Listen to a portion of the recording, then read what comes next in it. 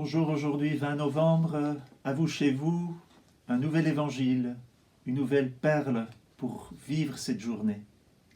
Un évangile court, une courte vidéo pour vous laisser le temps à la prière, puisque Jésus nous invite à rentrer dans cette maison qui est une maison de prière. 3 petits points pour notre entretien aujourd'hui. L'esprit, nous pouvons être scandalisés de la violence de Jésus. Deuxièmement, un geste symbolique et prophétique que Jésus pose. Une magnifique invitation. 3e point. Premier point, nous pouvons être scandalisés si nous lisons humainement cette parole. Jésus est violent, il chasse les vendeurs du temple. Oui, mais quelle est son intention? Ça fait longtemps qu'il est avec eux, nous sommes à la fin, plus ou moins à la fin de l'évangile de Luc. Nous touchons le mystère de la croix. Jésus est venu pour se faire connaître. Nous changeons cap. Nous rentrons dans un ordre nouveau. Et c'est cela qu'il nous faut comprendre. Deuxième point, Jésus pose un acte profondément prophétique. Nous passons d'un culte ancien à un culte nouveau. Du sacrifice d'animaux vers le sacrifice de Jésus lui-même. Je cite l'Épître aux Hébreux au chapitre 10. Parce que le sang des taureaux et des boucs ne peut pas enlever les péchés. C'est pourquoi au moment où le Christ va entrer dans le monde, il dit à Dieu, « Tu n'as pas voulu de sacrifice ni d'offrande, mais tu m'as fait un corps. » C'est ce que nous trouverons dans un récit semblable au chapitre 2 de Jean. Jean nous dira que Jésus parlait de son corps, de ce temple qu'il faut détruire et qu'il relèvera en 3 jours. C'est son corps. C'est non plus le temple ancien, c'est le temple nouveau, le mystère de son corps. Avec tout cela, nous sommes directement face à Jésus. Jésus qui nous dit dans cet évangile, on était suspendu à ses lèvres et on l'écoutait.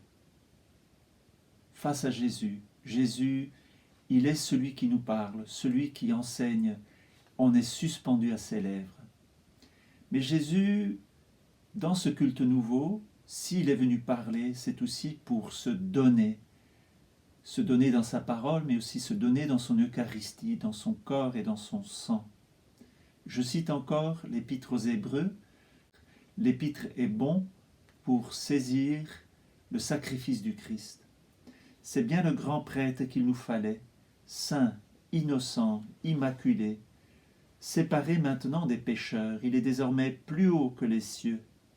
Il n'a pas besoin, comme les autres grands prêtres, d'offrir chaque jour des sacrifices, d'abord pour ses péchés personnels, puis pour ceux du peuple.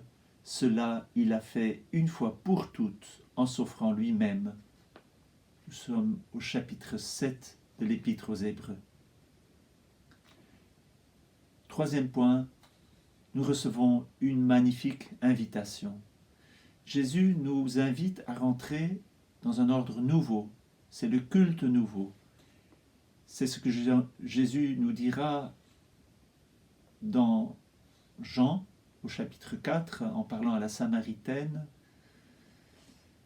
L'heure est venue que vous n'adorerez plus cette montagne ni à Jérusalem, vous adorerez le Père en esprit et en vérité. Si Jésus agit en chassant les vendeurs du temple, c'est pour dire que nous sommes dans une heure nouvelle. Il est celui qui, dans son corps, nous donne de le contempler et de contempler le Père en esprit et en vérité.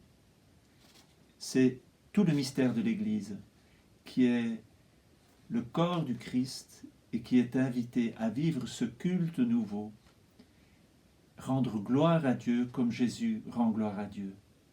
Et bien que cette journée soit une invitation à rentrer plus profondément dans cette communion avec Jésus, qui fait aussi de notre cœur une maison de prière, qui fait de l'Église une maison de prière pour rendre un culte à Dieu, le Père. Jésus nous fait entrer dans ce culte nouveau, dans l'adoration de son Père.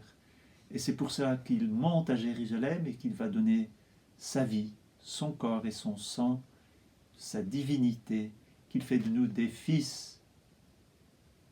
Bonne journée, à demain.